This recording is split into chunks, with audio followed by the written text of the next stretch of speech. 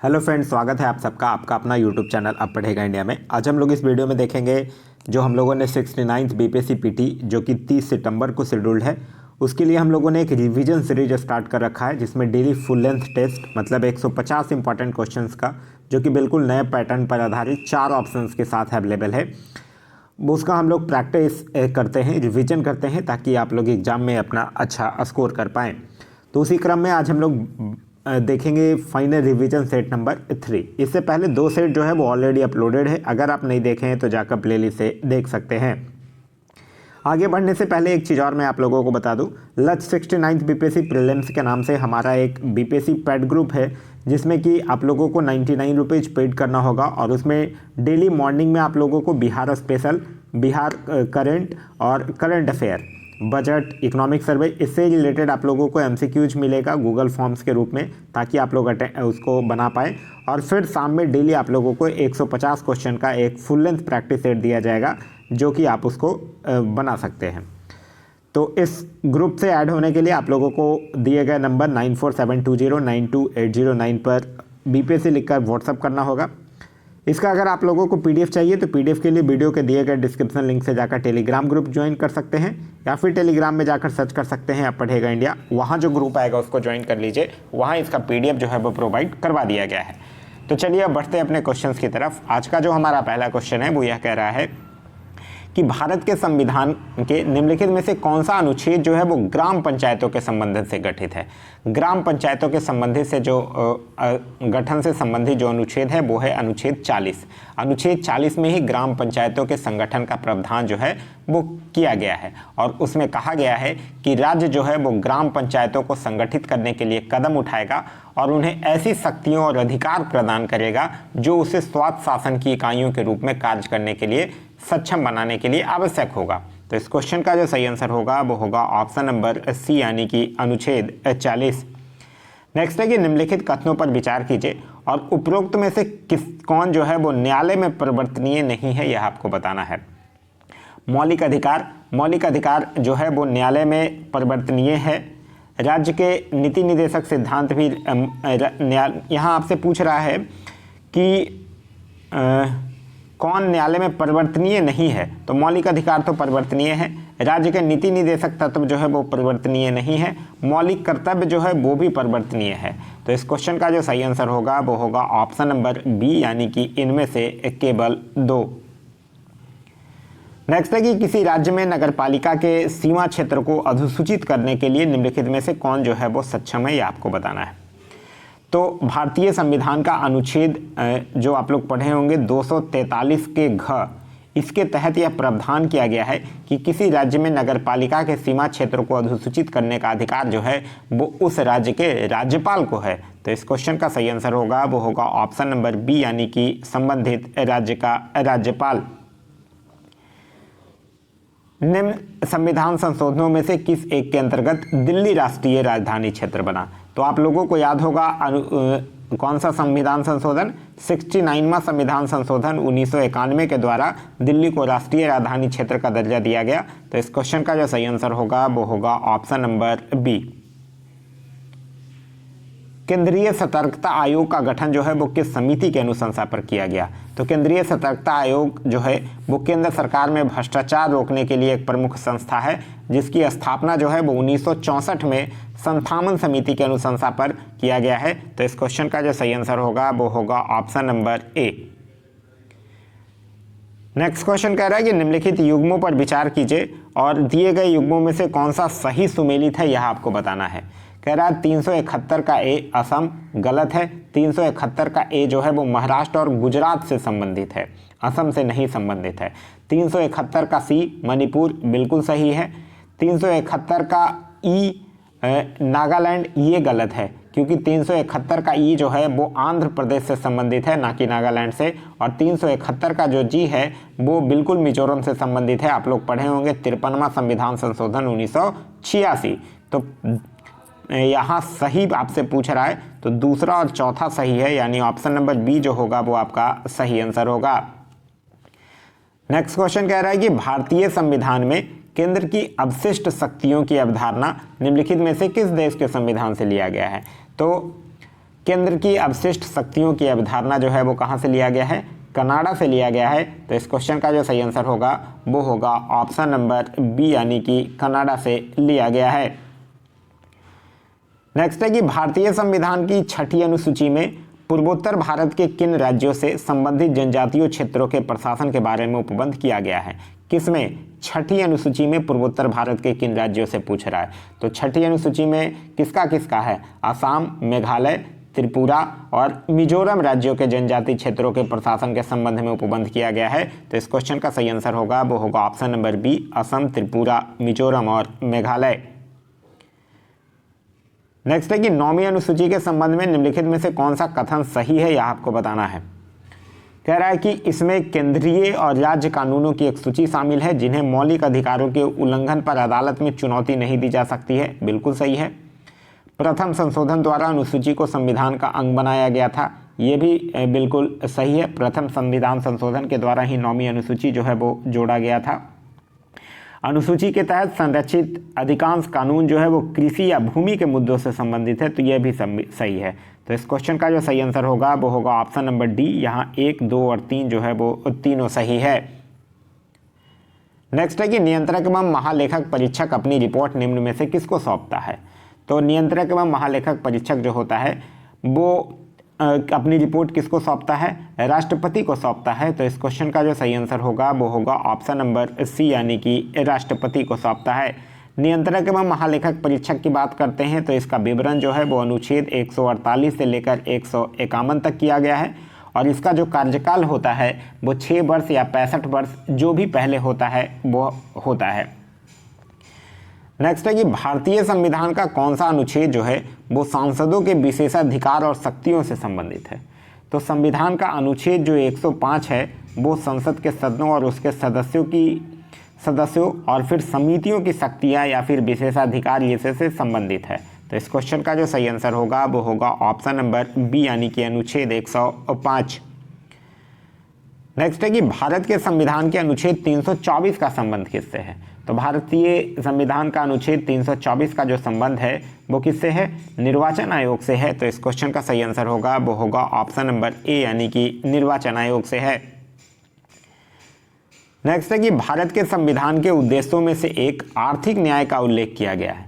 तो आर्थिक न्याय का जो उल्लेख है वो किस में किया गया है? प्रस्तावना में भी किया गया है और नीति निर्देशक तत्वों में भी किया गया है। तो इस क्वेश्चन का जो सही आंसर होगा वो होगा ऑप्शन नंबर बी, प्रस्तावना तथा नीति निर्देशक तत्वों में, क्योंकि आप लोग पढ़े होंगे कि संविधान की प्रस्तावना में सामाजिक, आर्थिक और राजनीतिक 3 प्रकार के न्याय का उल्लेख जो है वो किया गया है। साथ ही साथ मौलिक अधिकारों के अंतर्गत कहीं भी आर्थिक न्याय की चर्चा नहीं है, जबकि नीति निर्देशक तत्वों का मुख्य संबंध ही सामाजिक और आर्थिक न्याय से है। तो नीति निर्देशक हो जाएगा, मौलिक अधिकार नहीं होगा। प्रस्तावना और नीति निर्देशक इसका सही आंसर है, इसलिए ऑप्शन नंबर बी जो होगा वो सही होगा। नेक्स्ट है कि भारत के उपराष्ट्रपति के चुनाव के संदर्भ में निम्नलिखित में से कौन सा कथन सही है, यह आपको बताना है। इलेक्टोरल कॉलेज में राज्यसभा और लोकसभा के सदस्य होते हैं। बिल्कुल सही है। जो अनुच्छेद आप लोग पढ़े होंगे 66, जिसमें कि उपराष्ट्रपति के चुनाव की प्रक्रिया का वर्णन करता है, उसमें यह कहता है कि उपराष्ट्रपति जो है वो संसद के दोनों सदनों के सदस्यों से मिलकर एक निर्वाचक मंडल के सदस्यों के द्वारा एकल संक्रमणीय मत के माध्यम से अनुपातिक प्रतिनिधित्व प्रणाली के अनुसार चुना जाएगा। और तो यह तो सही है। फिर कह रहा है राज्यसभा के मनोनीत सदस्य चुनाव में भाग नहीं लेते हैं। ये बिल्कुल गलत है, क्योंकि राज्यसभा के मनोनीत सदस्य भी इस चुनाव में जो है वो भाग लेते हैं। तो इस क्वेश्चन का जो सही आंसर होगा वो होगा ऑप्शन नंबर ए, केवल 1 जो है वो सही है। नेक्स्ट है कि किस संविधान संशोधन के द्वारा यह व्यवस्था की गई कि वर्ष 2026 तक प्रत्येक विधानमंडल में सीटों की संख्या में वृद्धि नहीं किया जाएगा? तो यह कौन से संविधान संशोधन के द्वारा हुआ है? 84वां संविधान संशोधन के द्वारा। तो इस क्वेश्चन का जो सही आंसर होगा वो होगा ऑप्शन नंबर बी, 84वां संविधान संशोधन अधिनियम 2001 के द्वारा यह जो है वो किया गया है। नेक्स्ट है कि रुपए के कमजोर होने के पीछे निम्नलिखित में से कौन सा कारण हो सकता है? तो बढ़ती निर्यात लागत नहीं, बढ़ती निर्यात लागत जो है वो रुपया को कमजोर नहीं करता है। चालू खाता घाटा बढ़ना जो है वो रुपया को कमज़ोर करता है, और कच्चे तेल में कीमतों की बढ़ोतरी भी जो है वो रुपया को कमज़ोर करता है। तो इस क्वेश्चन का जो सही आंसर होगा वो होगा ऑप्शन नंबर डी, यानी केवल 2 और 3 जो है वो सही है। नेक्स्ट है कि UIDAF का पूर्ण रूप क्या है, जिसे केंद्रीय बजट 2023-24 के अनुसार जो है वो स्थापित किया जाएगा। UIDF का मतलब क्या होता है? शहरी आधारभूत संरचना विकास निधि। तो इस क्वेश्चन का जो सही आंसर होगा वो होगा ऑप्शन नंबर ए, जिसको कि राष्ट्रीय आवास बैंक के द्वारा प्रतिबंधित जो है वो किया जाएगा। नेक्स्ट है कि सरकार ने 2025-26 तक राजकोषीय घाटों को सकल घरेलू उत्पाद के कितने प्रतिशत से नीचे लाने की बात जो है वो दोहराई है। तो सरकार ने यह कहा है कि राजकोषीय घाटे को सकल घरेलू उत्पाद के 4.5% से नीचे लाने की बात जो है वो दोहराया है। तो इस क्वेश्चन का सही आंसर है वो है ऑप्शन नंबर बी। नेक्स्ट है कि त्वरित अनुमान के अनुसार वर्ष 2021-22 के लिए बिहार की GSDP की वृद्धि दर वर्तमान मूल्यों पर कितनी है। यहाँ आपसे पूछ रहा है वर्तमान मूल्यों पर कितनी है, तो वर्तमान मूल्यों पर कितना है? 15% है। तो इस क्वेश्चन का जो सही आंसर होगा वो होगा ऑप्शन नंबर बी, यानी कि 15%। बिहार के आर्थिक सर्वेक्षण के अनुसार निम्नलिखित में से कौन सा जिला जो है वो समग्र बिहार के 3 सबसे समृद्ध जिलों में से नहीं है, यह आपसे पूछ रहा है। देखिए, समग्र बिहार के लिए 3 सबसे समृद्ध जिला कौन कौन है? पटना है, बेगूसराय है और मुंगेर है।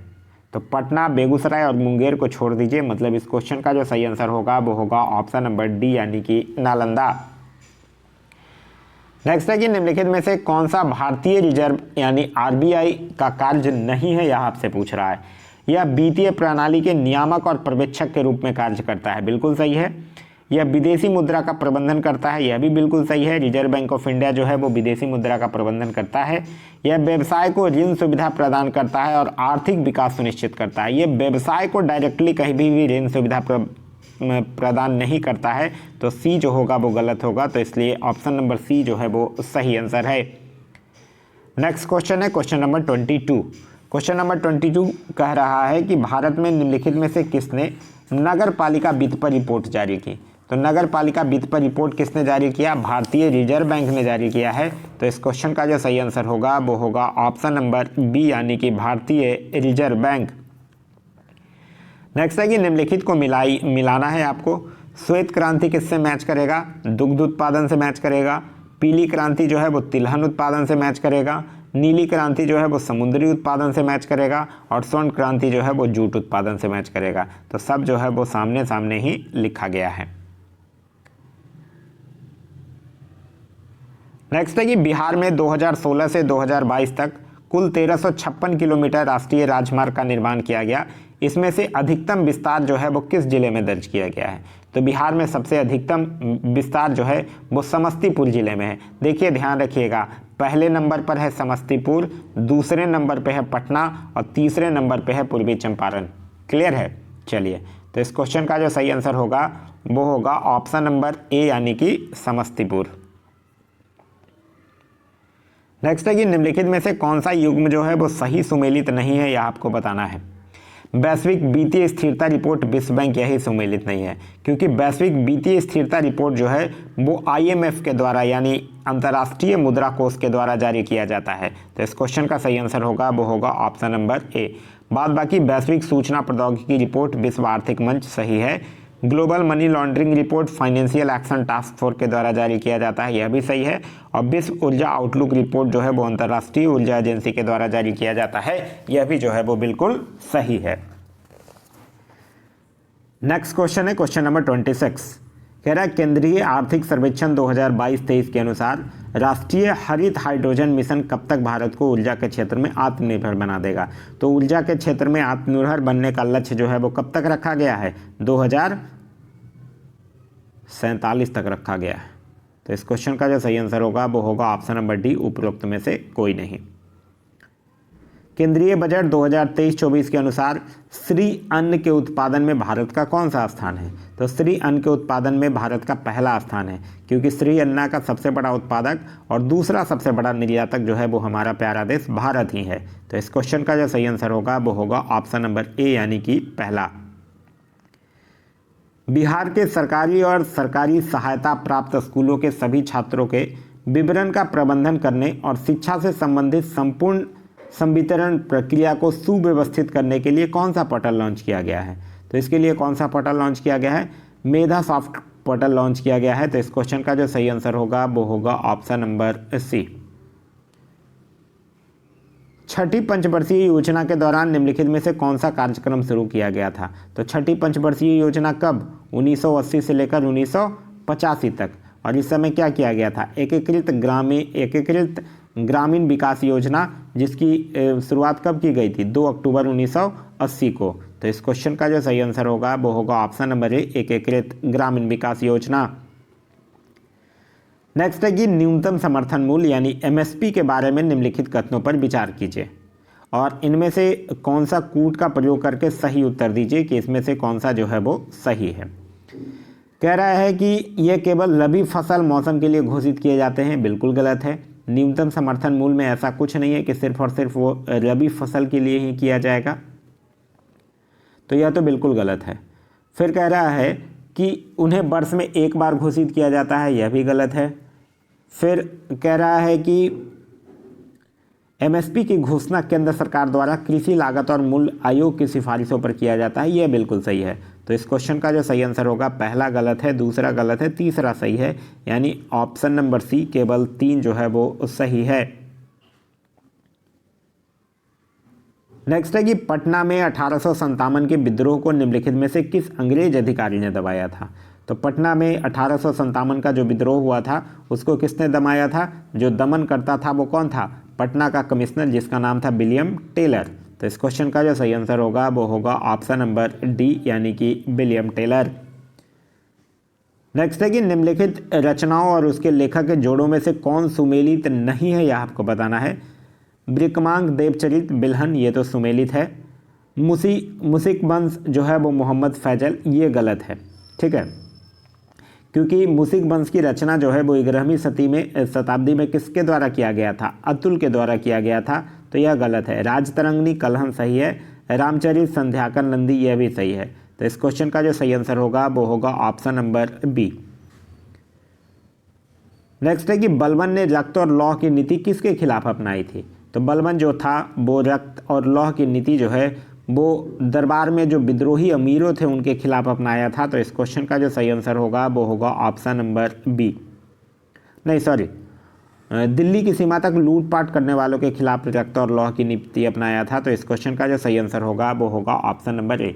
देखिए हुआ क्या था कि बलबन के समय दिल्ली के निकट रहने वाले जो मेवातियों की हिम्मत थी वो बहुत ज़्यादा बढ़ गई थी। मतलब वो दिल्ली शहर की सीमा तक लोगों को लूटने लगे थे और इसी से निपटने के लिए बलबन जो था वो रक्त और लौह की नीति जो है वो अपनाया था। नेक्स्ट क्वेश्चन कह रहा है कि किस आंग्ल मैसूर युद्ध में मराठों और निजाम ने मैसूर का साथ दिया था? तो यह बात कर रहा है द्वितीय आंग्ल मैसूर युद्ध का। तो इस क्वेश्चन का जो सही आंसर होगा वो होगा ऑप्शन नंबर बी, यानी द्वितीय आंग्ल मैसूर युद्ध। देखिए पहला आंग्ल मैसूर युद्ध में हुआ क्या था कि मराठे और निजाम जो थे वो हैदर अली के विरुद्ध अंग्रेज़ों के साथ थे। दूसरों में उन्होंने अंग्रेज़ों के विरोध में हैदर अली का साथ दिया था और फिर तीसरे युद्ध में मराठे और निजाम जो है वो अंग्रेज के साथ चले गए थे। नेक्स्ट क्वेश्चन है क्वेश्चन नंबर 35।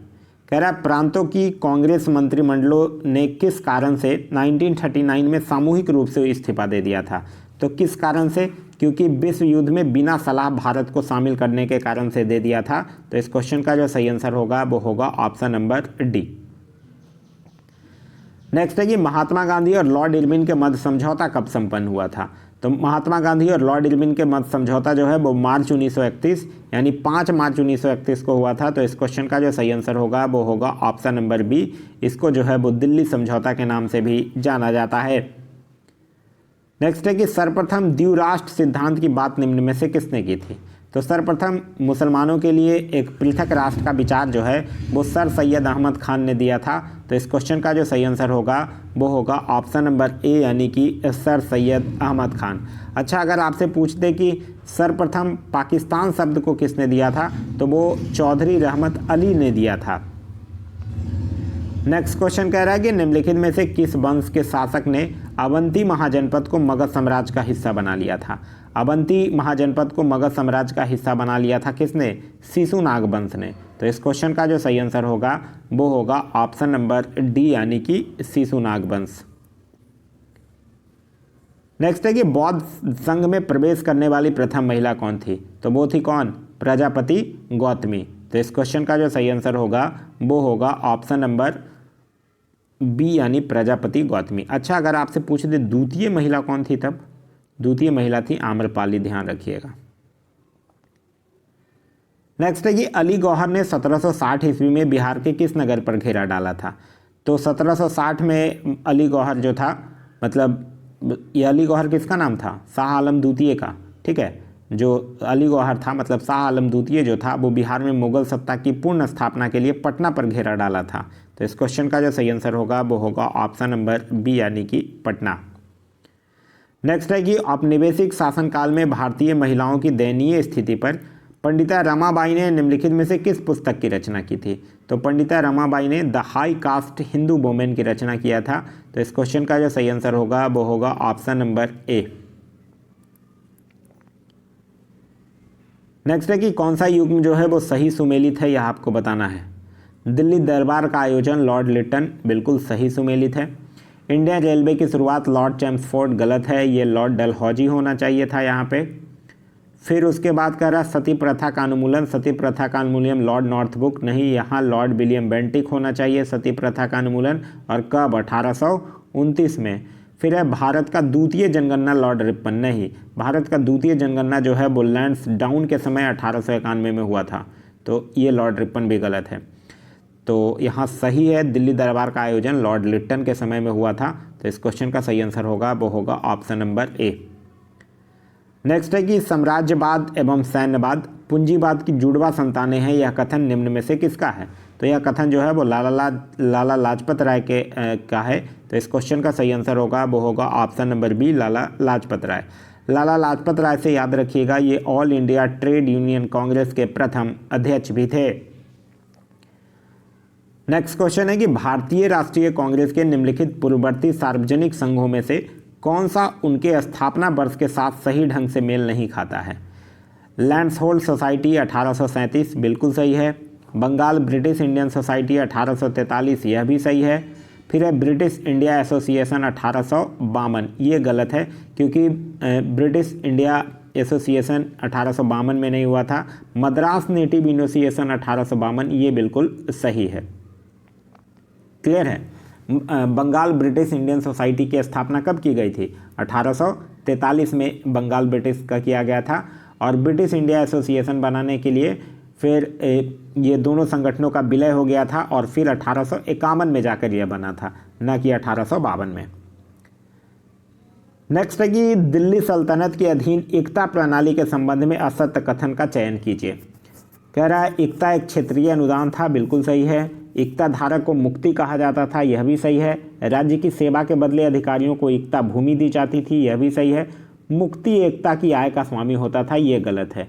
देखिए, एकता प्रणाली जो था इसकी शुरुआत दिल्ली सल्तनत का जो शासक था इल्तुतमिश, उसके द्वारा किया गया था और मुक्ति को एकता की आय वसूलने की जिम्मेदारी थी। एकता का वो स्वामी नहीं होता था, वो प्रशासनिक प्रमुख के रूप में कार्य करता था। तो इस क्वेश्चन का सही आंसर होगा वो होगा option number D.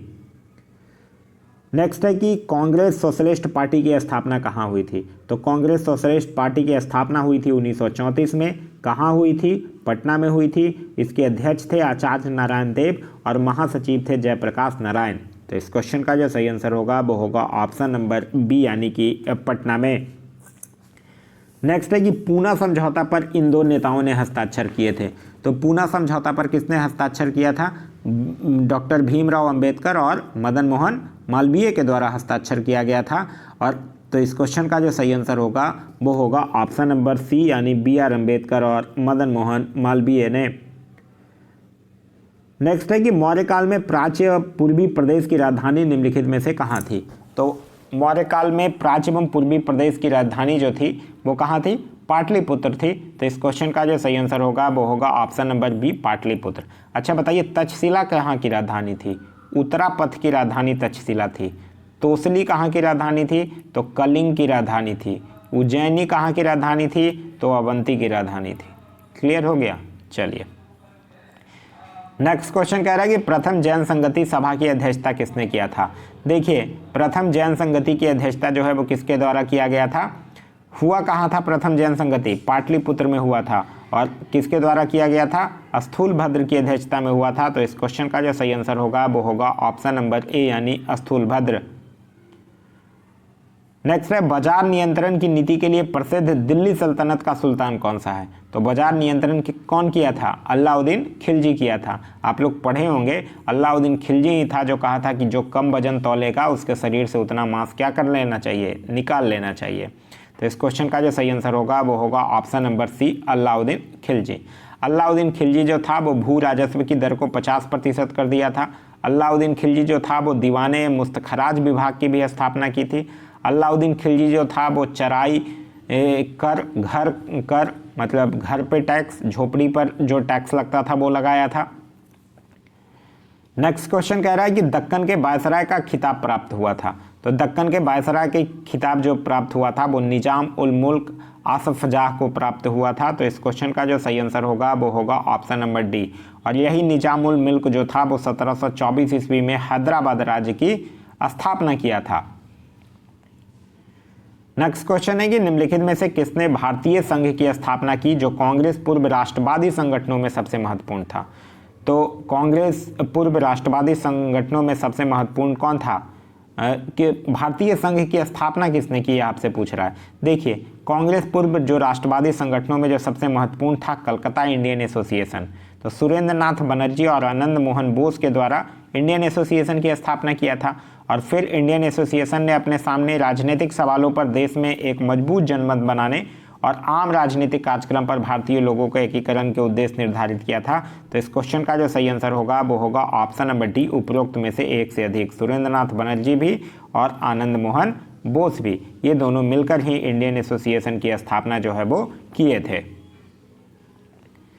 Next question कह रहा है कि 19वीं सदी के पूर्वार्ध में सामाजिक एवं सांस्कृतिक जागरण के मुख्य नेता या आधुनिक भारत का प्रथम नेता किनको कहा जाता है? तो आधुनिक भारत का प्रथम नेता जो है वो किसको कहा जाता है? राजा राम मोहन राय को कहा जाता है। तो इस क्वेश्चन का जो सही आंसर होगा वो होगा ऑप्शन नंबर डी राजा राम मोहन राय। राजा राम मोहन राय जो थे वो ही 1814 में आत्मीय सभा की भी स्थापना उन्होंने किया था। 1828 में ब्रह्म समाज की स्थापना किया था। और इन्हीं के प्रयासों से भारत में सती प्रथा का अंत जो है वो 1829 में लॉर्ड विलियम बेंटिक के द्वारा किया गया था। नेक्स्ट है कि तुगलक काल में बिहार की राजधानी कहाँ थी? तो तुगलक काल में बिहार की राजधानी जो आधुनिक नालंदा जिला स्थित जो बिहार शरीफ है वहाँ हुआ करता था। तो इस क्वेश्चन का जो सही आंसर होगा वो होगा ऑप्शन नंबर ए यानी कि बिहार शरीफ। नेक्स्ट है कि कथन यह कांग्रेस अपने पतन की ओर बढ़ रही है और भारत में रहते हुए मेरी यह बहुत बड़ी आकांक्षा है कि मैं इसे शांतिपूर्ण मृत्यु में सहायक बनूं, यह किसके द्वारा कहा गया था? यह जो है वो लॉर्ड कर्जन के द्वारा कहा गया था। तो इस क्वेश्चन का जो सही आंसर होगा वो होगा ऑप्शन नंबर बी यानी लॉर्ड कर्जन ने। नेक्स्ट क्वेश्चन कह रहा है कि सविनय अवज्ञा आंदोलन की शुरुआत गांधी जी ने 12 मार्च 1930 को अपने कितने चुने हुए अनुयायियों के साथ अपने प्रसिद्ध दांडी यात्रा के साथ किया था? तो उन्होंने कितने चुने हुए? 78 चुने हुए अनुयायियों के साथ दांडी यात्रा के साथ किया था। तो इस क्वेश्चन का जो सही आंसर होगा वो होगा option number A. Next question है कि जवाहरलाल नेहरू ने 1937 में किसके बारे में लिखा था कि एक दिन आएगा जब भारत भी उसे याद करेगा और उसे संजोएगा? यह किसके बारे में उन्होंने कहा था? रानी गेंदुलू के बारे में उन्होंने कहा था। तो इस क्वेश्चन का जो सही आंसर होगा वो होगा ऑप्शन नंबर सी। नेक्स्ट है कि रहनुमाई मजदयासन सभा किस धर्म में सुधार के लिए एक आंदोलन था? तो एक्चुअली यह 1851 में बम्बई में शुरू किया गया था पारसी धर्म के लिए। तो इस क्वेश्चन का जो सही आंसर होगा वो होगा ऑप्शन नंबर ए यानी कि पारसी धर्म। नेक्स्ट है कि किसके द्वारा राजा राम मोहन राय को राजा की उपाधि प्रदान की गई थी? तो राजा की उपाधि जो है वो मुगल शासक जो था अकबर शाह द्वितीय, उसने राजा राम मोहन को राजा की उपाधि दिया था। तो इस क्वेश्चन का जो सही आंसर होगा वो होगा ऑप्शन नंबर बी यानी अकबर शाह द्वितीय। कांग्रेस के किस अधिवेशन में नेहरू ने कांग्रेस से आग्रह किया कि वह समाजवाद को अपने लक्ष्य के रूप में स्वीकार करे और खुद को किसानों और मजदूर वर्ग के करीब लाए। यह बात है कब की? यह बात है 1936 के लखनऊ अधिवेशन की। तो इस क्वेश्चन का जो सही आंसर होगा वो होगा ऑप्शन नंबर ए 1936 का लखनऊ अधिवेशन। नेक्स्ट है कि इंडियन स्ट्रगल निम्न में से किस राजनेता की पुस्तक है? तो इंडियन स्ट्रगल जो है वो सुभाष चंद्र बोस के द्वारा लिखा गया पुस्तक है। तो इस क्वेश्चन का जो सही आंसर होगा वो होगा ऑप्शन नंबर डी यानी सुभाष चंद्र बोस। फरवरी 1927 में राष्ट्रीय कांग्रेस की ओर से ब्रसेल्स में एशिया, अफ्रीका और लैटिन अमेरिका के देशों से राजनीतिक निर्वासितों और क्रांतिकारियों द्वारा आयोजित कांग्रेस राष्ट्रीयता ऑब्सरेट नेशनलिटीज में किसने भाग लिया था? तो किसने भाग लिया था? जवाहरलाल नेहरू ने भाग लिया था। तो इस क्वेश्चन का जो सही आंसर होगा वो होगा option number B Jawaharlal Nehru. Next है कि बिहार में द्वैध शासन व्यवस्था किस वर्ष लागू हुई थी? तो बिहार में द्वैध शासन व्यवस्था जो है वो 1765 में शुरू किया गया था। द्वैध शासन की फिर समाप्ति जो है वो किसके द्वारा किया गया? लॉर्ड कॉर्नवालिस के द्वारा किया गया। तो इस क्वेश्चन का जो सही आंसर होगा वो होगा ऑप्शन नंबर ए 1765, क्योंकि 1764 में क्या होता है? बक्सर का युद्ध होता है जिसमें अंग्रेज विजयी होते हैं और उसके बाद ही ये सब जो नौटंकी है वो शुरू किया होता है। नेक्स्ट है कि द्वैध बौद्ध ग्रंथों में किस मगध शासक को उग्रसेन कहा गया है? तो बौद्ध ग्रंथों में किसको कहा गया है? महापद्मानंद को कहा गया है। तो इस क्वेश्चन नहीं महापद्मानंद को नहीं कहा गया। महापद्मानंद को आप लोग को याद होगा कि पुराणों में महापद्मानंद को सर्वेक्षण तांत्र कहा गया है। ठीक है, यहाँ आपसे पूछ रहा है कि उग्रसेन किसको कहा गया है? तो वो हाँ महापद्मानंद को ही कहा गया है। महापद्मानंद को ही कहा गया है। बौद्ध ग्रंथों में किस मगध शासक को उग्रसेन कहा गया है? तो महापद्मानंद को ही कहा गया है। नेक्स्ट क्वेश्चन कह रहा है कि पटना में 1857 के विद्रोह की शुरुआत किसके नेतृत्व में हुआ था? तो पटना में 1857 के विद्रोह की शुरुआत जो है वो पीर अली के नेतृत्व में हुआ था। तो इस क्वेश्चन का जो सही आंसर होगा वो होगा ऑप्शन नंबर सी पीर अली। फिर पीर अली को 7 जुलाई को जाके फांसी दे दिया गया था, यह भी ध्यान रखिएगा। नेक्स्ट है कि ठोस से द्रव अवस्था में परिवर्तन के दौरान तापीय साम्य में पदार्थ की कौन सी अवस्था होती है? तो पदार्थ की देखिए ठोस से द्रव अवस्था में परिवर्तन जो है वो गलन कहलाता है और द्रव से ठोस अवस्था में परिवर्तन जो है वो क्या कहलाता है? संलग्न कहलाता है। यह देखा गया है कि जब तक ठोस पदार्थ की पूरी मात्रा पिघल नहीं जाती है तब तक तापमान स्थिर रहता है। मतलब कि पदार्थ की ठोस और तरल दोनों अवस्थाएं जो है वो ठोस से तरल अवस्था में परिवर्तन के दौरान तापीय संतुलन में सह अस्तित्व में होता है। तो इस क्वेश्चन का जो सही आंसर होगा वो होगा ऑप्शन नंबर डी यानी उपरोक्त में से एक से अधिक। नेक्स्ट है कि मुंह का पीएच निम्न में से कम होने पर दांतों का सड़ना शुरू हो जाता है। तो मुंह का पीएच अगर 5.5 से कम हो जाता है तो दांतों का सड़ना जो है वो शुरू हो जाता है। तो इस क्वेश्चन का जो सही आंसर होगा वो होगा ऑप्शन नंबर बी। मानव तंत्र में इंसुलिन जो है वो किसका उपचय यानी मेटाबॉलिज्म नियंत्रित करता है? तो किसका? कार्बोहाइड्रेट का करता है। तो इस क्वेश्चन का जो सही आंसर होगा वो होगा ऑप्शन नंबर बी यानी कार्बोहाइड्रेट। नेक्स्ट है कि पाइरूवेट नामक 3 कार्बन अणु में ग्लूकोज एक 6 कार्बन अणु के टूटने का पहला चरण क्या होता है? तो वो पहला चरण क्या होता है? साइटोप्लाज्म होता है। तो इस क्वेश्चन का जो सही आंसर होगा वो होगा ऑप्शन नंबर सी यानी कि साइटोप्लाज्म। नेक्स्ट क्वेश्चन है क्वेश्चन नंबर 70।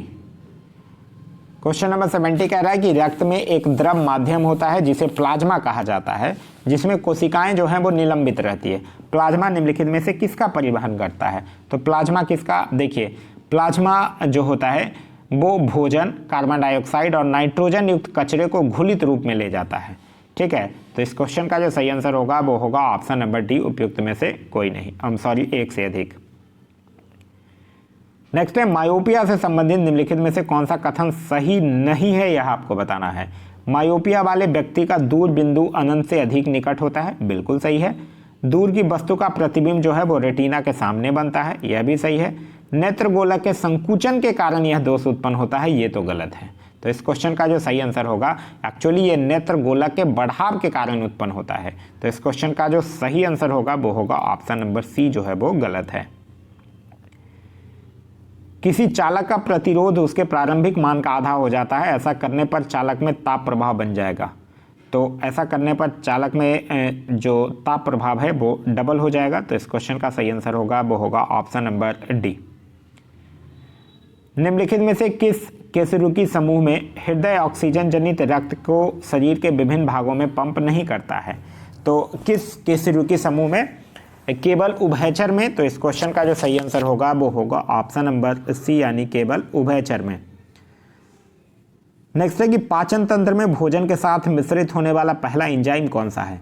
तो पाचन तंत्र में भोजन के साथ मिश्रित होने वाला पहला एंजाइम जो है वो है ट्रिप्सिन। तो इस क्वेश्चन का जो सही आंसर होगा वो होगा एमाइलेज होगा। तो इस क्वेश्चन का जो नहीं देखिए, हाँ ठीक है, ये क्वेश्चन जो है निम्नलिखित में से किस कशेरुकी समूह में हृदय ऑक्सीजन रक्त को शरीर के विभिन्न भागों में पंप नहीं करता है? तो उभयचर में तो करता है, केवल मीन में नहीं करता है। तो इस क्वेश्चन का सही आंसर होगा वो होगा ऑप्शन नंबर डी, इसको करेक्ट कर लीजिएगा। चलिए, अब है कि पाचन तंत्र में भोजन के साथ मिश्रित होने वाला पहला एंजाइम कौन सा है? तो वो पहला एंजाइम कौन सा होता है? एमाइलेज होता है, क्योंकि आप लोग पढ़े होंगे कि लार जो है वो एमाइलेज पाचन तंत्र में भोजन के साथ मिश्रित होने वाला पहला एंजाइम है। तो इस क्वेश्चन का जो सही आंसर होगा वो होगा ऑप्शन नंबर सी, यानी एमाइलेज। नेक्स्ट है कि बहुत कम गलनांक के कारण निम्न में से कौन सी धातु जो है वो आपके हाथ की हथेली पर रखने पर पिघल जाता है? तो यह देखिए, यहाँ पे पारा जो है वो, पारा को छोड़कर सभी धातुओं जो है वो कमरे के तापमान पर क्या होता है? ठोस रूप में मौजूद होता है। और गैलियम और सीजियम की अगर आप लोग बात कीजिएगा तो गैलियम और सीजियम में बहुत कम गलनांक होता है। इसका अगर आप अपने हथेली पर भी रखेंगे तो ये दोनों धातुएं जो है वो पिघल जाएगी। तो इस क्वेश्चन का सही आंसर होगा वो होगा ऑप्शन नंबर डी, यानी उपयुक्त में से एक से अधिक। निम्नलिखित में से कौन सा कार्बन यौगिक जो है वो बहुत सारे काले धुएं के साथ एक पीली लौ देगा? तो वो कौन देगा? तृप्त संतृप्त कार्बन यौगिक। तो इस क्वेश्चन का सही आंसर होगा वो होगा ऑप्शन नंबर बी। निम्नलिखित में से कौन आंतों से पचाए गए और अवशोषित वसा को ले जाता है और बाह्य कोशिकाएं स्थान से अतिरिक्त तरल पदार्थ को वापस रक्त में लाता है? तो ये कौन लाता है? लिम्फ लाता है। तो इस क्वेश्चन का सही आंसर होगा वो होगा ऑप्शन नंबर ए, यानी कि लिम्फ। निम्नलिखित में से कौन जो है वो निम्नलिखित में से रक्त का कौन सा भाग जो है वो संक्रमण से रक्षा करता है? तो रोग प्रतिरोधक कोशिका कौन होता है? WBC होता है। तो इस क्वेश्चन का जो सही आंसर होगा वो होगा ऑप्शन नंबर बी, यानी WBC। निम्नलिखित रोगों को उसको उपयुक्त कारणों से मिलान कीजिए। खैरा होता है किसके? जिंक की कमी से। एनीमिया होता है आयरन की कमी से। स्कर्वी जो होता है वो होता है विटामिन सी की कमी से। और ग्वाइटर यानी जो घेंघा रोग जो होता है वो होता है आयोडीन की कमी से।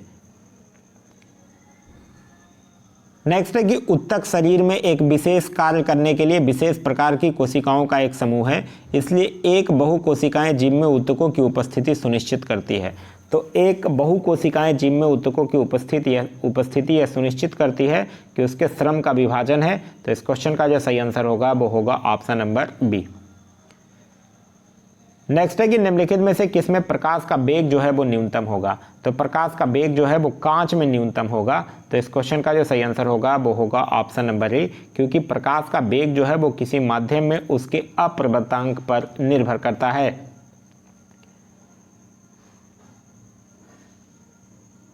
नेक्स्ट क्वेश्चन कह रहा है कि काम करते समय और दौड़ते समय आप अपने अंगों जैसे हाथ, पैर आदि को हिलाते हैं, निम्नलिखित में से कौन सा सही है, यह आपको बताना है। तो कंकाल की मांसपेशियां हड्डियां को स्थानांतरित करने के लिए कंडरा को अनुबंधित और खींचती है, इसलिए हिलाते हैं। तो इस क्वेश्चन का जो सही आंसर होगा वो होगा ऑप्शन नंबर डी। नेक्स्ट है कि गन्ने के पौधे का सिरा यदि खेत से हटा दिया जाए तो वह लंबाई में बढ़ता रहता है, यह किसके उपस्थिति के कारण होता है? तो यह जो है वो इंटरक्लेरी मेरिस्टेम टिश्यू के उपस्थिति के कारण होता है। तो इस क्वेश्चन का जो सही आंसर होगा वो होगा option number D, intercalary meristematic tissue के कारण होता है। नेक्स्ट है प्रकाश संश्लेषण को प्रभावित करने वाले बाह्य कारकों में निम्नलिखित में से कौन एक शामिल नहीं है, यह आपको बताना है। तो प्रकाश तो शामिल है, ताप भी चाहिए, जल भी चाहिए, क्लोरोप्लास्ट नहीं चाहिए। तो इस क्वेश्चन का जो सही आंसर होगा वो होगा ऑप्शन नंबर बी, क्लोरोप्लास्ट, क्योंकि बाह्य कारक पूछ रहा है। नेक्स्ट है कि अधिकांश तत्व रासायनिक संयोजनों में भाग लेने का प्रयास क्यों करते हैं?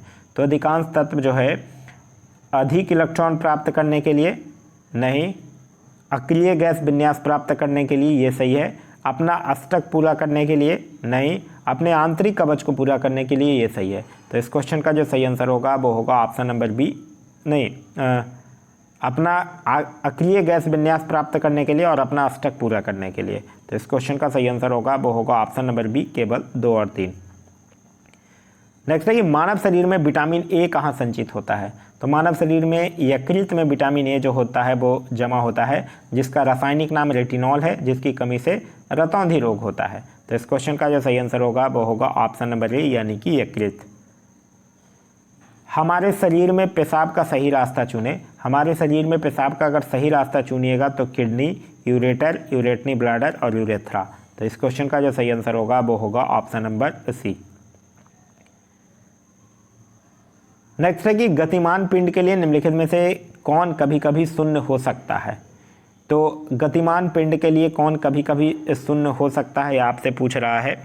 देखिए, विस्थापन तो कभी नहीं शून्य हो सकता है, विस्थापन को तो हटा दीजिए, ठीक है। औसत वेग भी कभी नहीं शून्य हो सकता है, इसको भी हटा दीजिए। तो बचा कौन, तय की गई दूरी और औसत गति, ठीक है। तो इस क्वेश्चन का जो सही आंसर होगा क्या है, हाँ, औसत वेग और विस्थापन जो है वो कभी शून्य नहीं हो सकता, ये ध्यान रखिएगा।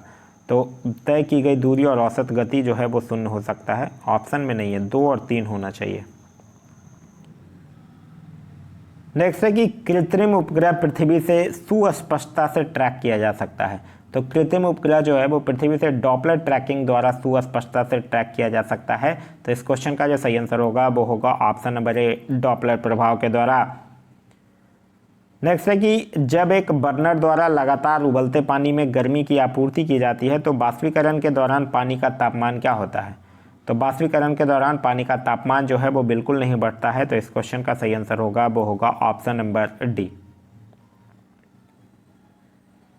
फिर है कि शुष्क सेल में निम्न में से किसका विद्युत अपघट्यों के रूप में प्रयोग होता है। तो शुष्क सेल में अमोनियम क्लोराइड और जिंक क्लोराइड का प्रयोग किया जाता है इलेक्ट्रोलाइट के फॉर्म में। तो इस क्वेश्चन का जो सही आंसर होगा वो होगा option number B, ammonium chloride और जिंक क्लोराइड। दर्पण के पीछे चांदी की कलई में व्यावसायिक रूप से किस कार्बोहाइड्रेट का उपयोग किया जाता है। तो किसका उपयोग किया जाता है, ग्लूकोज का उपयोग किया जाता है दर्पण में चांदी के कलई करने के लिए। तो इस क्वेश्चन का जो सही आंसर होगा वो होगा ऑप्शन नंबर सी, यानी ग्लूकोज। नेक्स्ट है कि निम्नलिखित कथनों पर विचार कीजिए और असत्य कथन की पहचान कीजिए।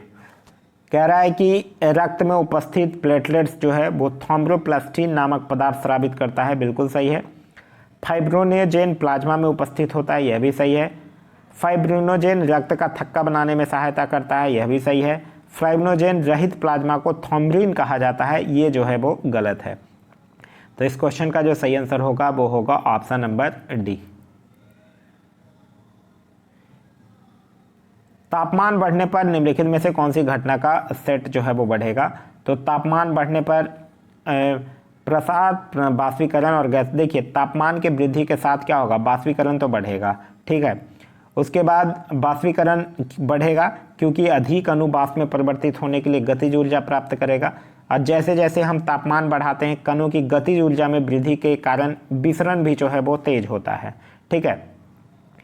और गैसों को गर्म करने से कणों की गतिज ऊर्जा बढ़ जाती है, जिससे गैसों का विस्तार होता है। तो गैसों का ऊष्मीय विस्तार जो है वो ठोस और तरल पदार्थ की तुलना में बड़ा होता है। तो इस क्वेश्चन का जो सही आंसर होगा वो होगा ऑप्शन नंबर डी, यानी उपयुक्त में से एक से अधिक। नेक्स्ट है कि डबल रोटी एवं बियर बनाने के लिए निम्नलिखित में से किसका प्रयोग किया जाता है। तो रोटी और बियर बनाने हेतु ईस्ट नामक कवक का प्रयोग किया जाता है। तो इस क्वेश्चन का जो सही आंसर होगा ये ईस्ट कवक, ठीक है। तो इस क्वेश्चन का सही आंसर होगा वो होगा ऑप्शन नंबर डी। नेक्स्ट है कि बिहार के निम्नलिखित में से किस जिले में सर्वाधिक वन्यजीव संरक्षित क्षेत्र है। तो सर्वाधिक वन्यजीव क्षेत्र कहाँ है, पश्चिमी चंपारण में है 3, जमुई में कितना है 2, मुंगेर में कितना है 1, बेगूसराय में 1। तो इस क्वेश्चन का सही आंसर होगा वो होगा ऑप्शन नंबर सी, पश्चिमी चंपारण। नेक्स्ट है कि नेपाल को पूर्व से पश्चिम तक स्पर्श करने वाले बिहार के निम्नलिखित जिलों को व्यवस्थित कीजिए। पूर्व से पश्चिम तक, ठीक है। तो सबसे पहले होगा अररिया, ठीक है। फिर उसके बाद क्या होगा, फिर उसके बाद हो जाएगा दूसरे नंबर पे सुपौल, फिर हो जाएगा मधुबनी और फिर हो जाएगा सीतामढ़ी। तो इस क्वेश्चन का जो सही आंसर होगा वो होगा ऑप्शन नंबर डी। क्लियर है? चलिए नेक्स्ट क्वेश्चन है क्वेश्चन नंबर 98। कह रहा है निम्नलिखित में से कौन देश लाल सागर से स्पर्श करता है? तो कौन सा देश? यमन करता है, मिस्र भी करता है और सूडान भी करता है। तो इस क्वेश्चन का जो सही आंसर होगा वो होगा ऑप्शन नंबर बी। नेक्स्ट है कि ग्रेट लेक्स में निम्नलिखित में से कौन सा झील शामिल नहीं है, यह आपको बताना है। सुपीरियर शामिल है, ह्यूरोन झील शामिल है, मिशिगन झील शामिल है, विनिपेग झील शामिल नहीं है। तो इस क्वेश्चन का जो सही आंसर होगा वो होगा option number D, Winnipeg.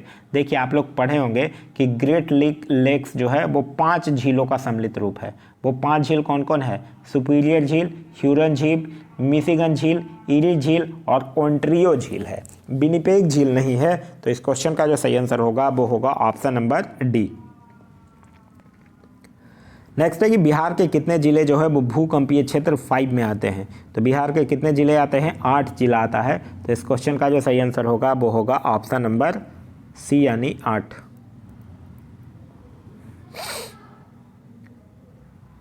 Next है निम्नलिखित जलोढ़ निपेक्षों के अनुसार को उत्तर से दक्षिण की ओर व्यवस्थित कीजिए। तो उत्तर से दक्षिण की ओर अगर इसको आप व्यवस्थित करते हैं तो सबसे पहले होगा भाबर, फिर होगा तराई, उसके बाद फिर होगा भांगर और फिर होगा खादर। तो इस क्वेश्चन का जो सही आंसर होगा वो होगा ऑप्शन नंबर बी। नेक्स्ट है कि प्रायद्वीपीय जल निकासी प्रणाली के संबंध में निम्नलिखित कथनों पर विचार कीजिए और इनमें से कौन सा सही है यह आपको बताना है। प्रायद्वीपीय प्रवाह तंत्र जो है वो हिमालय प्रवाह तंत्र से पुराना है, बिल्कुल सही है। पश्चिमी तट के समीप स्थित पश्चिमी घाट प्रमुख प्रायद्वीपीय नदियों के बीच जल विभाजक का कार्य करते हैं, यह भी सही है।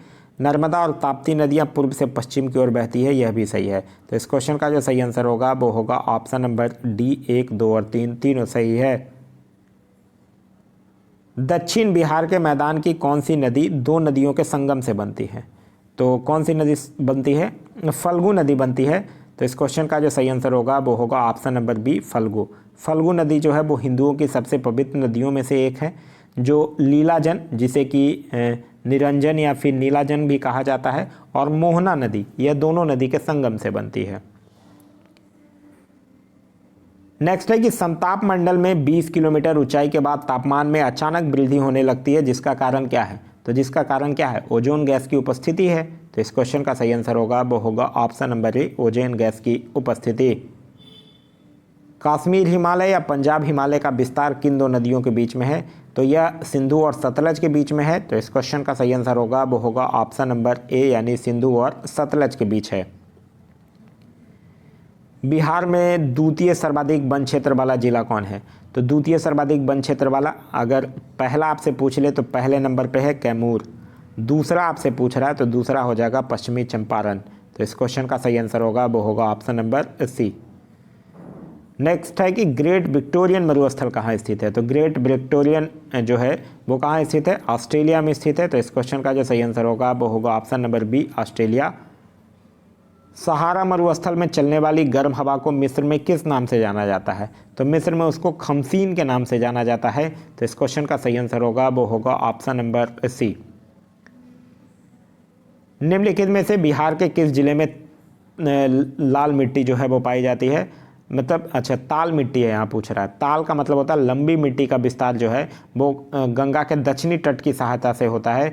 तो इस क्वेश्चन का जो सही आंसर होगा वो होगा ऑप्शन नंबर डी यानी कि मुंगेर। 2011 की जनगणना के अनुसार भारत में अनुसूचित जनजाति की संख्या कुल जनसंख्या का कितना प्रतिशत है? तो कुल जनसंख्या का 8.6% है। तो इस क्वेश्चन का सही आंसर होगा वो होगा ऑप्शन नंबर डी। अबरक का उत्पादन बिहार के किस जिले में नहीं होता है आपसे पूछ रहा है? गया में तो होता है, नवादा में भी होता है, जम्मू एवं मुंगेर में होता है, कैमूर में नहीं होता है। तो इस क्वेश्चन का जो सही आंसर होगा वो होगा ऑप्शन नंबर बी यानी कि कैमूर। बिहार के किस जिले में बाल लिंगानुपात सर्वाधिक है? तो बाल लिंगानुपात ऐसे सिर्फ और सिर्फ लिंगानुपात पूछेगा तो आपका हो जाएगा आंसर गोपालगंज, याद रखिएगा। और न्यूनतम पूछेगा तो मुंगेर, ठीक है। सिर्फ और सिर्फ लिंगानुपात की बात करेगा तब, लेकिन यहाँ आपसे बाल लिंगानुपात किया है तो बाल लिंगानुपात जो है वो सर्वाधिक कहाँ है? किशनगंज में है। तो इस क्वेश्चन का जो सही आंसर होगा वो होगा ऑप्शन नंबर ए, किशनगंज में। नेक्स्ट है कि ग्रेट विक्टोरियन मरुस्थल कहाँ स्थित है? तो ग्रेट विक्टोरियन जो है वो कहाँ स्थित है? तो पहला आपसे पूछ ले तो पहले नंबर पे है कैमूर, दूसरा आपसे पूछ रहा है तो दूसरा हो जाएगा पश्चिमी चंपारण। तो इस क्वेश्चन का जो सही आंसर होगा वो होगा option number C, Kaimur. Bihar में द्वितीय सर्वाधिक वन क्षेत्र वाला जिला कौन है? तो भारत किसका सबसे बड़ा उत्पादक है, ये आपसे पूछ रहा है। तो अबरक का है, जूट का है, दूध का भी है। तो इस क्वेश्चन का जो सही आंसर होगा वो होगा ऑप्शन नंबर ए, अबरक, जूट और दूध। निम्नलिखित में से किस खनिज के उत्पादन के मामले में देश में बिहार का एकाधिकार है? तो पाइराइट के उत्पादन में बिहार का एकाधिकार है। तो इस क्वेश्चन का जो सही आंसर होगा वो होगा ऑप्शन नंबर सी। माना जाता है कि देश का 95% भाग पाइराइट का जो है वो सिर्फ और सिर्फ बिहार से उत्पादन होता है। भारत में जलोढ़ मृदाएं यानी अलूवियल सॉइल कितने प्रतिशत भूभाग पर पाया जाता है? तो भारत में लगभग 40 से 45% भाग पर जलोढ़ मिट्टियाँ जो है वो पाई जाती हैं। तो इस क्वेश्चन का सही आंसर होगा वो होगा ऑप्शन नंबर डी। नेक्स्ट है कि किस देश ने FIH हॉकी विश्व कप 2023 जीता है? तो FIH हॉकी विश्व कप 2023 जो है वो कौन जीता है? जर्मनी जीता है। तो इस क्वेश्चन का जो सही आंसर होगा वो होगा ऑप्शन नंबर ए, जर्मनी। और किसको हराकर? तो बेल्जियम को हराकर जीता है। नेक्स्ट है कि सागर सम्राट जिसे हाल ही में पुनः राष्ट्र को समर्पित किया गया है, तो सागर सम्राट क्या है? मोबाइल अपतटीय उत्पादन इकाई है। तो इस क्वेश्चन का सही आंसर होगा वो होगा ऑप्शन नंबर डी। किस देश के ऐतिहासिक बंदरगाह शहर ओडेसा को संयुक्त राष्ट्र के शैक्षिक, वैज्ञानिक एवं सांस्कृतिक संगठन यूनेस्को में विश्व विरासत की खतरे की सूची में शामिल किया गया है? तो यह किस देश का ऐतिहासिक बंदरगाह है? ओडेसा किसका है? यूक्रेन का है। तो इस क्वेश्चन का जो सही आंसर होगा वो होगा ऑप्शन नंबर ए यानी यूक्रेन। किस संगठन ने एक पूर्ण गठित निधि आपके निकट कार्यक्रम के माध्यम से देश के सभी जिलों में एक व्यापक जिला आउटरीच कार्यक्रम जो है वो शुरू किया है? तो किसने किया है? कर्मचारी भविष्य निधि संगठन यानी कि EPFO के द्वारा किया गया है। तो इस क्वेश्चन का जो सही आंसर होगा वो होगा ऑप्शन नंबर सी यानी EPFO। भारत ने हाल ही में मध्य प्रदेश के कूनो नेशनल पार्क में 12 चीतों के स्थानांतरण के लिए किस देश के साथ समझौता ज्ञापन पर हस्ताक्षर किया है? तो अब इस बार कहाँ से आएगा चीता? दक्षिण अफ्रीका से आएगा। तो इस क्वेश्चन का जो सही आंसर होगा वो होगा ऑप्शन नंबर बी यानी दक्षिण अफ्रीका। नेक्स्ट है कि किस राज्य का सख्य सागर रामसार स्थल एक आक्रामक जलीय पौधे की मोटी परत के नीचे लगभग गायब हो गया है? तो यह किस राज्य का? मध्य प्रदेश का। तो इस क्वेश्चन का जो सही आंसर होगा वो होगा ऑप्शन नंबर सी, मध्य प्रदेश का। नेक्स्ट है कि सूर्य और सौर कोरोना का निरीक्षण करने वाले पहले भारतीय अंतरिक्ष मिशन का नाम क्या है? तो उसका नाम क्या है? आदित्य L1 नाम है। तो इस क्वेश्चन का सही आंसर होगा वो होगा option number D, Aditya L1। किस राज्य की नदी घाटी में शोधकर्ताओं ने लेमेटा फॉर्मेशन से टाइटनोसोरस से संबंधित कुल 256 जीवाश्म अंडे खोजे हैं? तो किस राज्य की नदी घाटी में खोजा गया है ये? मध्य प्रदेश की नदी घाटी में। तो इस क्वेश्चन का जो सही आंसर होगा वो होगा option number D, Madhya Pradesh की नर्मदा घाटी में यह खोजा गया है। किस संगठन ने world social report 2023 living no one behind in ageing world प्रकाशित किया है? तो किस संगठन ने यह प्रकाशित किया है? आर्थिक और सामाजिक मामलों के संयुक्त राष्ट्र विभाग के द्वारा। तो इस क्वेश्चन का सही आंसर होगा वो होगा ऑप्शन नंबर डी। राष्ट्रीय विज्ञान दिवस 2023 का थीम क्या था? राष्ट्रीय विज्ञान दिवस 2023 का थीम था वैश्विक भलाई के लिए वैश्विक विज्ञान। तो इस क्वेश्चन का जो सही आंसर होगा वो होगा ऑप्शन नंबर ए, वैश्विक भलाई के लिए वैश्विक विज्ञान। आप लोग को कमेंट करके बताना है कि राष्ट्रीय विज्ञान दिवस जो है वो कब मनाया जाता है। मैं फिर से क्वेश्चन पूछ रहा हूँ, आप लोग को कमेंट करके बताना है कि राष्ट्रीय विज्ञान दिवस जो है वो कब मनाया जाता है। नेक्स्ट है कि 1 जनवरी 2023 से शुरू की गई पात्र लाभार्थियों को मुफ्त खाद्यान्न उपलब्ध कराने के लिए नई एकीकृत खाद्य सुरक्षा योजना को क्या नाम दिया गया है? तो इसको क्या नाम दिया गया है? प्रधानमंत्री गरीब कल्याण अन्न योजना। तो इस क्वेश्चन का सही आंसर होगा वो होगा ऑप्शन नंबर ए। 10 जनवरी 2023 को विराट कोहली ने घरेलू सरजमी पर कितने एक दिवसीय अंतर्राष्ट्रीय शतक लगाने के सचिन तेंदुलकर के रिकॉर्ड की बराबरी कर ली है? तो 20 वनडे शतक लगाने की बराबरी कर लिया है। तो इस क्वेश्चन का जो सही आंसर होगा वो होगा ऑप्शन नंबर ए। बिहार सरकार ने राज्य में प्रथम चरण का जाति आधारित जनगणना कब से कब तक करवाया था? तो 7 जनवरी से 21 जनवरी तक। तो इस क्वेश्चन का सही आंसर होगा वो होगा ऑप्शन नंबर ए।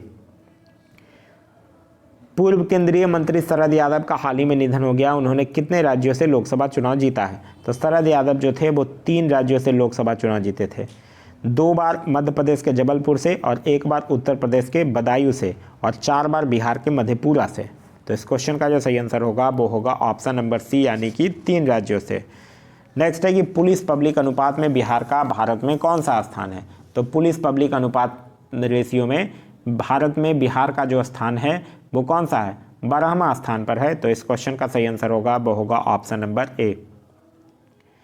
नेक्स्ट है कि हाल ही में नीति आयोग ने आकांक्षित जिलों के लिए champion of change delta ranking जारी किया है। कृषि और जल संसाधन के क्षेत्र में भारत के टॉप 5 जिलों में बिहार का 2 जिला कौन है। तो बिहार का 2 जिला है बांका और कटिहार। तो इस क्वेश्चन का जो सही आंसर होगा वो होगा ऑप्शन नंबर ए यानी बांका और कटिहार। फिर है भारत वन स्थिति रिपोर्ट 2021 के संदर्भ में निम्नलिखित कथनों पर विचार कीजिए और इनमें से कौन सा सही है यह आपको बताना है। कह रहा है कि इस रिपोर्ट के अनुसार देश में कुल वनावरण एवं वृक्षावरण जो है वो कुल भौगोलिक क्षेत्र का 24.62% है। बिल्कुल सही है। भारत वन स्थिति रिपोर्ट 2019 की तुलना में 2021 में वनावरण में 0.22% वृद्धि किया है, यह भी सही है। फिर कह रहा है कि IFSR 2021 में IFSR 2019 की तुलना में वनावरण में सर्वाधिक कमी नागालैंड में हुई है, ये जो है वो बिल्कुल गलत है। फिर इस रिपोर्ट के अनुसार सर्वाधिक वृक्षावरण क्षेत्रफल महाराष्ट्र में है, तो ये सही है। तो इस क्वेश्चन का जो सही आंसर होगा वो होगा ऑप्शन नंबर डी, केवल 1, 2 और 4 जो है वो सही है।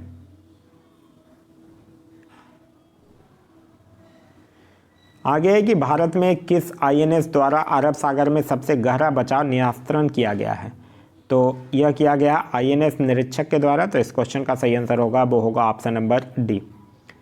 नेशनल स्टॉक एक्सचेंज ने अपना पहला ग्रीन बॉन्ड सूचीबद्ध किया है, तो कहाँ किया है, इंदौर नगर निगम से अपने प्लेटफॉर्म पर पहला ग्रीन बॉन्ड जो है वो सूचीबद्ध किया है। तो इस क्वेश्चन का सही आंसर होगा वो होगा ऑप्शन नंबर ए। नेक्स्ट है कि किस ऑपरेशन के तहत भारत ने भूकंप प्रभावित तुर्की को मानवीय सहायता प्रदान किया है। तो ऑपरेशन दोस्त के तहत। तो इस क्वेश्चन का सही आंसर होगा वो होगा ऑप्शन नंबर डी, ऑपरेशन दोस्त। 5वां खेलो इंडिया यूथ गेम्स में कौन से राज्य क्रमशः पहले, दूसरे और तीसरे स्थान पर रहे हैं। तो पहले स्थान पर महाराष्ट्र, दूसरे स्थान पर हरियाणा, तीसरे स्थान पर मध्य प्रदेश। तो इस क्वेश्चन का जो सही आंसर होगा वो होगा ऑप्शन नंबर डी। नेक्स्ट है कि दिल्ली मुंबई एक्सप्रेसवे के संदर्भ में निम्नलिखित कथनों पर विचार कीजिए। कह रहा है दिल्ली मुंबई एक्सप्रेसवे जो है वो दिल्ली दौसा लालसोट खंड 246 किलोमीटर लंबा है, ये बिल्कुल सही है। उसके बाद कह रहा है कि दिल्ली मुंबई एक्सप्रेसवे 1586 किलोमीटर की लंबाई के साथ भारत का सबसे लंबा एक्सप्रेसवे। 1586 नहीं बल्कि 1386 होगा और यह 6 राज्यों से होकर गुजरेगी नहीं बल्कि यह 5 राज्यों से गुजरता है, हरियाणा, राजस्थान, मध्य प्रदेश, गुजरात और महाराष्ट्र। तो पहला सही है, दूसरा गलत है, तीसरा गलत है। तो इस क्वेश्चन का सही आंसर होगा वो होगा ऑप्शन नंबर सी, केवल 1 जो है वो सही है। फिर है कि भारत के प्रधानमंत्री को 8 फरवरी 2023 को संसद में एक विशेष हल्के नीले रंग की बिना आस्तीन की सादरी जैकेट पहने देखा गया है। जैकेट बना था, तो जैकेट किस चीज़ का बना था, पूर्ण नवीकरणीय प्लास्टिक की बोतलों से बना हुआ था। तो इस क्वेश्चन का जो सही आंसर होगा वो होगा ऑप्शन नंबर ए। नेक्स्ट है कि हाल ही में नियुक्त राज्यपालों के संदर्भ में निम्नलिखित में से कौन सा युग्म सही नहीं है, यह आपको बताना है। गुलाब चंद कटारिया आसाम के राज्यपाल, बिल्कुल सही है। CP राधाकृष्णन जो हैं वो मध्य प्रदेश के राज्यपाल, नहीं गलत है, ये झारखंड के राज्यपाल एक्चुअली हैं, बने हैं, तो यह सही है। रमेश बैस महाराष्ट्र के राज्यपाल, ये सही है। राजेंद्र विश्वनाथ अलंकर बिहार के राज्यपाल, ये भी सही है। तो इस क्वेश्चन का जो सही आंसर होगा वो होगा ऑप्शन नंबर बी। नेक्स्ट है कि PM नरेंद्र मोदी ने किस स्थान पर देश के सबसे बड़े हेलीकॉप्टर निर्माण संयंत्र का उद्घाटन किया है। तो यह कहाँ किया है, कर्नाटक के तुमकुरू जिले में किया है। तो इस क्वेश्चन का जो सही आंसर होगा वो होगा ऑप्शन नंबर बी। इसके आगे जो 10 क्वेश्चंस हैं वो मैथ्स और रीजनिंग के क्वेश्चंस दिए गए हैं। तो अब ये वीडियो यहाँ समाप्त होता है। ये वीडियो आप लोगों को कैसा लगा कमेंट करके ज़रूर बताइएगा। साथ ही साथ इस वीडियो से कुछ सीखने के लिए मिला तो एक लाइक ज़रूर कर दीजिएगा। वीडियो पसंद आ रहा है तो अपने दोस्तों के साथ शेयर करना ना भूलें। अभी तक आप इस चैनल पर नए हैं या चैनल को सब्सक्राइब नहीं किए हैं तो चैनल को सब्सक्राइब कर लीजिए और साथ ही साथ बेल आइकन दबा लीजिए ताकि हमारे सारे वीडियो के नोटिफिकेशन जो है वो आपको मिलता रहे। Thanks for watching.